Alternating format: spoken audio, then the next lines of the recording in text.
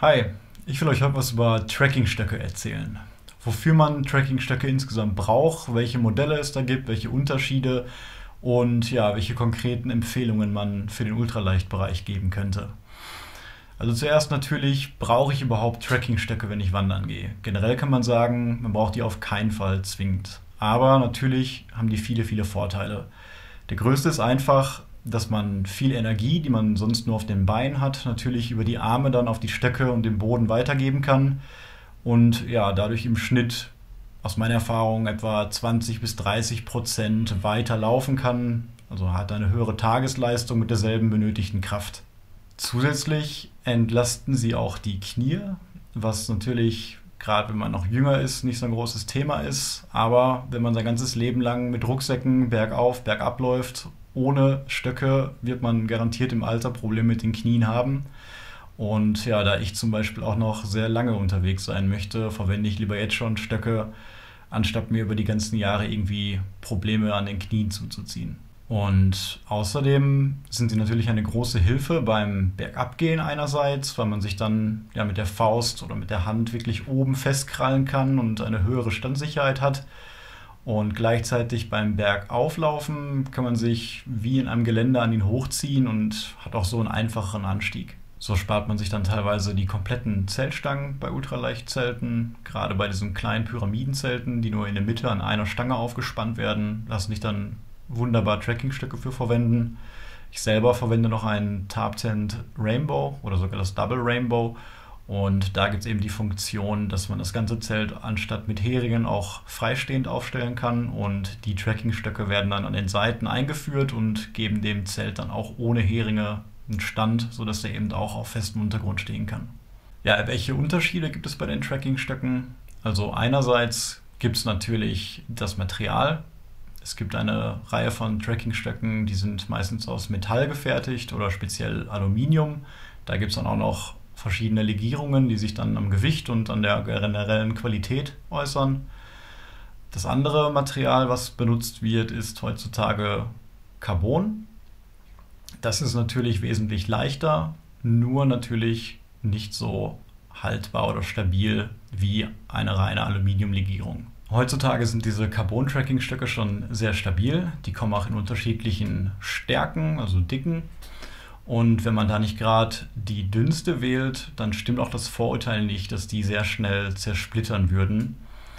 Natürlich ist es im Gegensatz zu einem Metall-Tracking-Stock bei Carbon so, dass wenn der Stock zum Beispiel in einer Felsspalte stecken bleibt und dadurch bricht, der Stock überhaupt nicht mehr zu verwenden ist. Bei einem Metallstock wäre dann einfach nur eine Delle drin, der Carbon-Tracking-Stock wäre dann überhaupt nicht mehr zu gebrauchen. Aber wie gesagt, die meisten Carbon-Stöcke, auch gerade von den etwas bekannteren Firmen, sind trotz ihres geringen Gewichts wirklich sehr robust. Und ich würde in den seltensten Fällen nur wirklich Vollaluminium- oder Metallstöcke empfehlen. Das zweite, wo sich Trekkingstöcke unterscheiden, ist natürlich die Form, in der sie kommen. Da gibt es in der einfachsten Variante Trekkingstöcke mit einer festen Länge.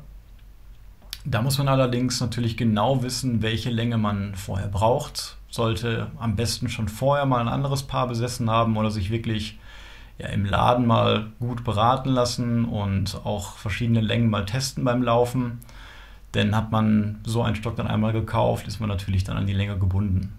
Der Vorteil daran ist natürlich, dass wir keinerlei Verschlüsse an den Stöcken haben, um irgendwie die Länge zu ändern oder die Form generell zu ändern.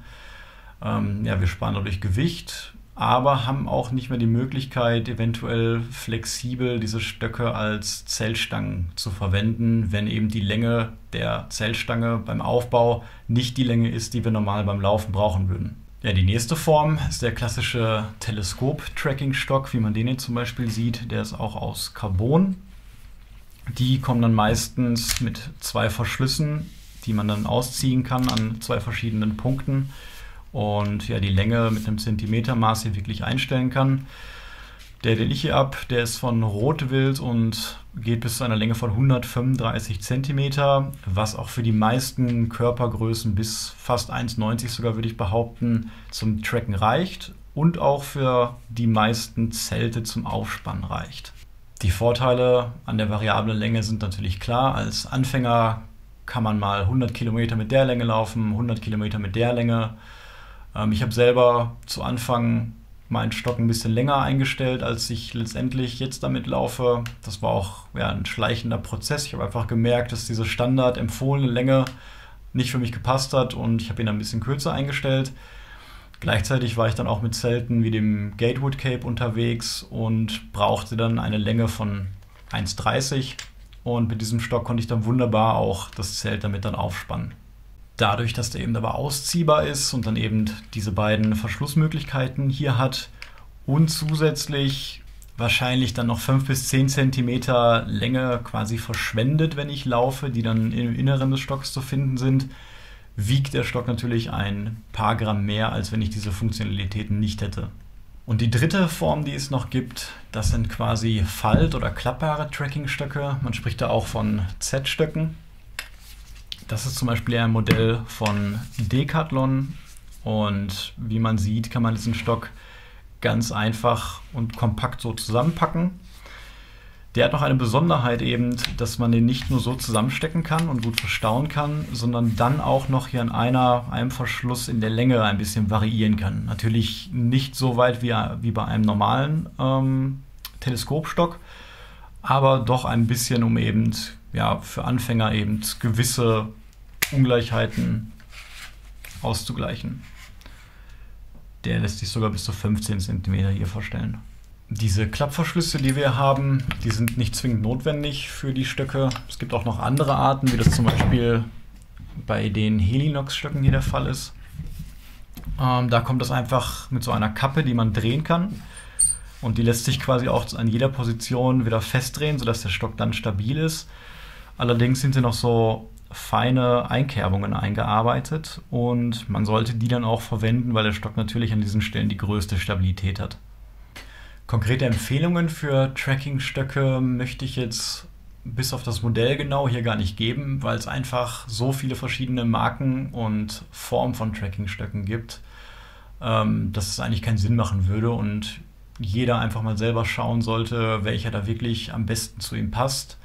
Aber man kann zumindest auf ein paar generelle Merkmale achten. Wie gesagt, das erste ist natürlich das Material, was man möchte. Ich würde heutzutage meistens immer Carbon empfehlen, außer man benutzt den Stock wirklich nur auf Bergtouren und weiß, dass man nur auf Fels läuft. Dann würde ich das Gewicht wohl extra eingehen und doch einen Metallstock nehmen. Das zweite ist, wie gesagt, die Art des Stockes oder die Form. Da würde ich einen Teleskopstock empfehlen, auch für Fortgeschrittene, weil das einfach flexibler ist. Und diese Z-Stöcke finde ich auch nicht schlecht. Allerdings ist für mich meistens diese Funktion nicht so wichtig, dass ich die wirklich so kompakt hier verpacken kann, weil natürlich auch so Teleskopstöcke in dem eingeklappten Zustand wunderbar außen am Rucksack befestigt werden können. Und dann auch nicht wirklich sperrig sind beim Laufen oder beim Transport, wenn man sie gerade mal nicht zur Hand braucht. Ein weiteres Detail ist dann noch der Griff. Wie man hier sieht, ist das ein Korkgriff und wie ich finde auch das beste Material, auch ein bisschen teurer als andere Lösungen, wie zum Beispiel bei diesem Griff, der ist aus Kunststoff oder noch aus dem Griff, das sieht noch ein bisschen anders aus, noch ein anderer Kunststoff. Wenn das nicht gerade ein sehr, sehr hochwertiges Kunststoff ist, dann schwitzt man eben darunter, hat auch einen höheren Abrieb irgendwie an der Haut. Bei Kork passiert das nicht, das ist wirklich bei langen und wärmeren Touren angenehmer zu tragen. Ich habe nur gemerkt, hier bei dem Korkstock hat sich das sehr stark verfärbt. Also das Kork war natürlich deutlich heller am Anfang, sieht man jetzt hier nicht so gut, aber ist natürlich deutlich dunkler geworden, was aber auch nicht wirklich schlimm ist. Ich denke auch zu der Langlebigkeit wird Kork da auch nicht schlechter sein als reines Kunststoff. Deswegen spricht eigentlich nichts dagegen, das hochwertigere Kork da zu nehmen. Ja, und welche Länge brauche ich? Ich würde sagen, dass für 95% der Anwendungsgebiete ein Trekkingstock mit der Länge 120 cm bis 135 cm reichen würde. Da sind eine Menge Körpergrößen mit eingedeckt. Das muss man einfach mal in so einer Tabelle sich anschauen. Es gibt auch viele, die nur bis 130 cm gehen. Ich würde aber trotzdem nach einschauen, der mindestens bis 135 cm Länge ausgezogen werden kann, weil ja, es einfach doch Zelte oder Einsatzmöglichkeiten häufig gibt, wo dann eben diese Sonderlänge gut zu gebrauchen ist. Ich kam sogar am Anfang nicht mit dieser Länge von 135 cm aus, von diesen Rotwild-Carbonstöcken, und habe mittlerweile die Helinox GL 145 in Benutzung. Wie der Name schon sagt, gehen die sogar bis 145 cm. Ja, was erst natürlich für große Menschen an erster Stelle gedacht war. Allerdings in meinem Einsatzzweck benutze ich das für mein Tarp-Tent Double Rainbow Zelt und kann dann eben die Trekkingstöcke benutzen, wie gesagt, um das frei aufzustellen. Und da das eben die doppelte Variante für 2 Personen ist, wird da eine Länge von 145 cm empfohlen. Und ja, die Länge oder der Stock wird dann einfach an den Seiten hingelegt und kann dann eben mit der ganzen Breite das Zelt stabilisieren. Das wäre mit einem kürzeren von 140 oder 135 cm nicht möglich. Wie viel Geld sollte man da ausgeben? Also generell würde ich schon sagen, dass es bei den Trekkingstöcken 3 verschiedene Preisklassen gibt. Einmal die günstigeren, unter 100 oder sogar unter 50 Euro. Da ist Decathlon auf jeden Fall für den ersten Trekkingstock eine ganz gute Anlaufstelle. Ich habe hier sogar 2 Modelle.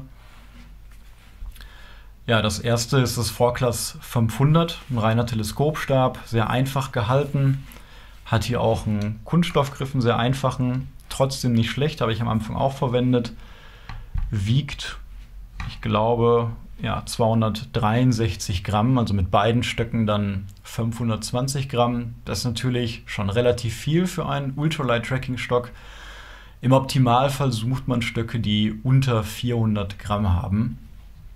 Aber dieser kostet auch nur 20 Euro und so als ersten Stock zum Testen auf jeden Fall sehr gut geeignet, auch mit der variablen Länge. Ich bin mir gerade nicht sicher, wie weit der ausgezogen werden kann. Ich sehe es gerade bis 130 cm, also lässt sich da schon eine ganze Menge mit abdecken, mal zum Testen. Das zweite Modell von Decathlon ist dieser Z-Stock hier. Der ist deutlich wertiger verarbeitet. Wie gesagt, hat beide Funktionalitäten, also ist ein Teleskopstab, gleichzeitig lässt er sich kompakt zusammenklappen. Hat auch wirklich einen schöner gepolsterteren Griff, also man sieht, dass es hochwertiger ist, kostet allerdings auch das Doppelte, 40 Euro. Ebenfalls ein Vorklassmodell. Die Modellnummer werde ich nochmal genau unten in die Beschreibung packen. Dadurch, dass der eben beide Funktionalitäten hat, ist der, glaube ich, sogar noch ein bisschen schwerer als der andere. Ja, also sind wir bei fast 280 Gramm. Und ja, damit noch ein bisschen höher. Aber der ist wirklich sehr robust. Ich kann mir nicht vorstellen, dass der irgendwie durch einen Materialfehler irgendwie im Metall kaputt gehen würde. Also hätte man schon, glaube ich, eine lange Zeit damit Spaß. Ja, in der Mittelklasse kommen dann für mich die Carbonstöcke schon in Frage, vor allem von den Marken Black Diamond und Fisan. Die haben ein sehr großes Repertoire von Carbon-Tracking-Stöcken. Da gibt es auch schon welche für 60, 70 Euro, geht natürlich auch deutlich teurer, aber für 70, 80 Euro bekommt man da schon ein wirklich sehr gutes Paar. Es gibt auch noch ein paar kleinere, unbekanntere Marken. Wie gesagt, das ist einer von Rotwild, eine neue deutsche Firma, glaube ich. Ja, das ist etwas dickeres Carbon, auch ein bisschen schwerer für einen Carbonstock. 220 Gramm, wenn die Lasche jetzt hier nicht auf dem Boden aufliegt. Und ist aber sehr robust, wie gesagt, ein bisschen dicker. Hat 70 Euro, meine ich, gekostet und kann auf jeden Fall mit den anderen Modellen mithalten. Für mich war das ein sehr guter erster Carbonstock. Aber wie gesagt, die Modelle von Fisan oder Black Diamond sind auch auf jeden Fall zu empfehlen. Ich würde dort nicht nur die dünnste Materialstärke nehmen. Ja, von den beiden genannten Herstellern gibt es auch Premium-Modelle. Aber wenn man jetzt in der Preisklasse von etwa über 150 Euro schaut, für beide Stöcke immer gerechnet, würde ich doch dann zu anderen Herstellern greifen, die noch ein paar bessere Produkte herstellen. Ich würde zum Beispiel eins mal empfehlen von Gossamer Gear, die LT5 Tracking-Stöcke. Die sind aus Carbon und haben auch eine Teleskopfunktion, sind in 3 Teile zerlegbar und wiegen nur 139 Gramm pro Stock, was natürlich unglaublich ist bei der Stabilität auch. Die kosten allerdings auch 200 Euro, aber wirklich im High-End-Bereich sehr zu empfehlen. Ja, wie gesagt, meine aktuellen Trackingstöcke sind eben die Helinox GL145 aus den genannten Gründen. Die sind nicht aus Carbon, sondern aus Aluminium, aber aus einer speziellen Legierung. DAC nennt sich das und das hat wirklich eine optimale Robustheit bei einem sehr, sehr geringen Gewicht. Obwohl die eben so robust sind und aus Metall sind, wiegen die knapp unter 200 Gramm und sind natürlich auch auf die genannte Länge von 145 Zentimetern einzustellen. Also bekommt man da wirklich sehr viel für sein Gewicht. Falls ihr auch wie ich gerne unterwegs filmt bei euren Wanderungen, lassen sich diese Trackingstöcke auch wunderbar als Selfie-Stick oder Verlängerung für einen Kameraarm verwenden. Man kann eine Kamera dann entweder hier oben am Griff festmachen, indem man ja so ein Drahtbeinstativ hat. Es gibt auch kleine Clips, die hier unten an die Spitze kommen und man dann eben die Kamera auch so halten kann. Oder es gibt auch spezielle Trackingstöcke, die ich jetzt hier nicht habe, wo dann oben an der Spitze sogar ein Gewinde drauf eingefasst ist und man eine ganz normale Kamera einfach draufschrauben kann. Ja, wie gesagt, ich werde alle Trackingstöcke, die ich hier liegen habe, nochmal unten in die Videobeschreibung packen. Auch die, die ich gerade nur genannt habe, genau mit Preis und Gewicht und Shop. Ja, damit ihr die auch leicht finden könnt. Hat euch das Video geholfen bezüglich den Materialien, der Form, um die richtige Auswahl für euch zu treffen, dann würde ich mich freuen, wenn ihr mich abonniert.